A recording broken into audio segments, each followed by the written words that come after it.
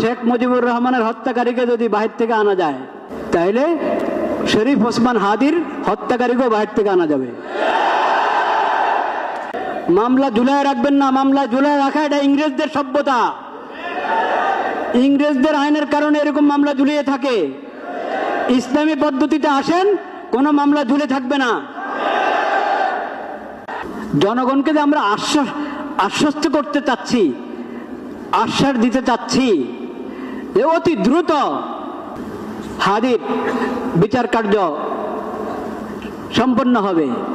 মানুষ আশ্বস্ত হওয়ার জন্য তো কিছু দরকার, কিছু তো দরকার। মানুষ তো দেখেছে আগের সরকারের যে সমস্ত হত্যাকাণ্ডগুলো, ওগুলোর কয়টার বিচার হয়েছে, আর এই সময়, এই আমলে, অল্প সংক্ষিপ্ত এই আমলে যা হত্যাকাণ্ড হয়েছে ওটার কয়টার বিচার হয়েছে মানুষের সামনে আছে। খালি বললে হবে না, প্রয়োগ করতে হবে ইসলামী বিধান। খালি গণতন্ত্রের নাম নিয়ে মানুষকে শান্ত করা যাবে না। মানুষ দেখেছে গণতন্ত্র। বিগত সরকারের যত নির্বাচন, ওগুলো গণতন্ত্রের নির্বাচন তো ছিল নাকি? বলে নাই ওরা গণতন্ত্রের কথা? বলে নাই? যতদিন আল্লাহর বিধানের কথা বলতে লজ্জা পাবেন, দেশে শান্তি আনতে পারবেন না। গণতন্ত্রের পরীক্ষা হয়ে গেছে। কোরআনে স্পষ্ট বিধান আল্লাহ দিয়ে রেখেছেন কেসাসের, ইসলামী দণ্ডবিধির। কোরআন তেলাওয়াত করেন না, আল্লাহ রাব্বুল আলামিনের নাম নিচ্ছি।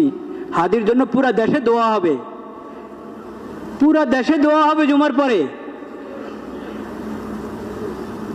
ওটা তো হাদি পাবে, আপনি কি পাবেন?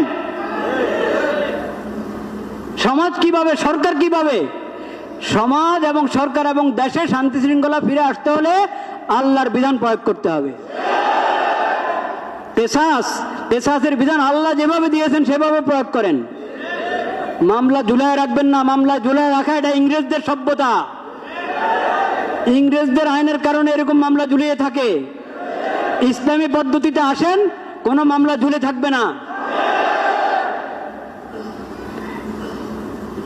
ইসলামের দ্বন্দ্ববিধি এবং ইসলামের কেসাস যদি প্রয়োগ করতে পারি আমরা সাহস করে, তাহলে ইনশাআল্লাহ সমাজে পূর্ণ শৃঙ্খলা এবং শান্তি নিরাপত্তা ফিরে আসবে। আল্লাহ রাব্বুল আলামিন সেই তৌফিক নসিব করেন। এখন কি হয়? বিশৃঙ্খলা সৃষ্টিকারীরা জেলে ঢুকলো আবার জামিন পায়।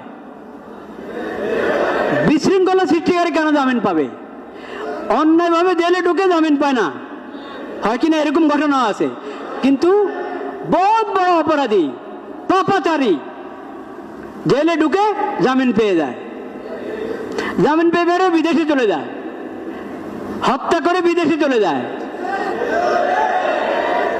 হত্যাকারীদের মুজিবুর রহমান, শেখ মুজিবুর রহমানের হত্যাকারীকে যদি বাহির থেকে আনা যায়, তাহলে শরীফ ওসমান হাদির হত্যাকারীকেও বাহির থেকে আনা যাবে।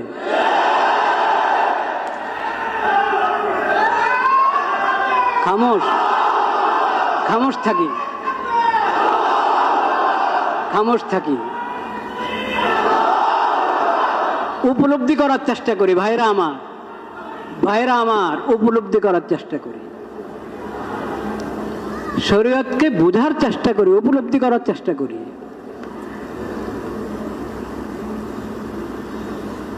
সব অন্যায়। শরীফ ওসমান হাদির রক্ত আল্লাহর কাছে এটাও রক্ত। আর চিটাগাঙে যে অ্যাডভোকেটকে হত্যা করা হয়েছে, সাইফুল ইসলাম আলিফ, তার রক্ত আল্লাহর কাছে রক্ত। যার খুন হওয়ার পরে, অন্যায় খুন হওয়ার পরে পুরা দেশ একসাথে জেগে উঠে, তার রক্ত আল্লাহর কাছে রক্ত।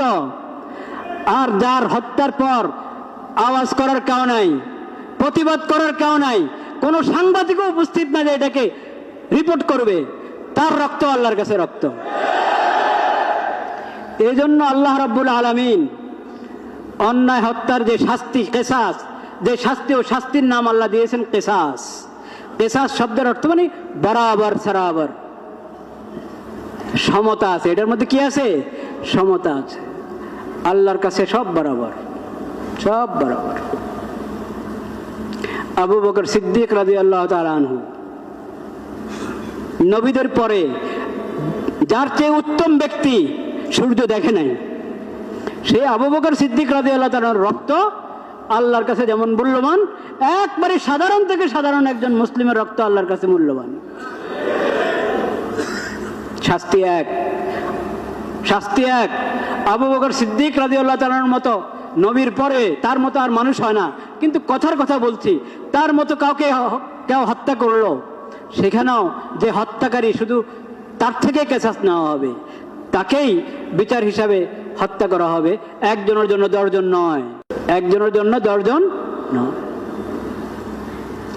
আর একবারে সাধারণ যে, তার ব্যাপারেও যে হত্যা করেছে, যত বড় সম্মানী ব্যক্তি হোক সে সমাজে, যে হত্যা করেছে তাকে বিচারে আওতায় আনতে হবে, তাকে হত্যা করবে তার পরিবর্তে। এই না যে উনি যেহেতু বহুত বড় মানুষ ওনাকে মাফ করে দেওয়া হোক। ইসলামী শরীয়তে এসব নাই।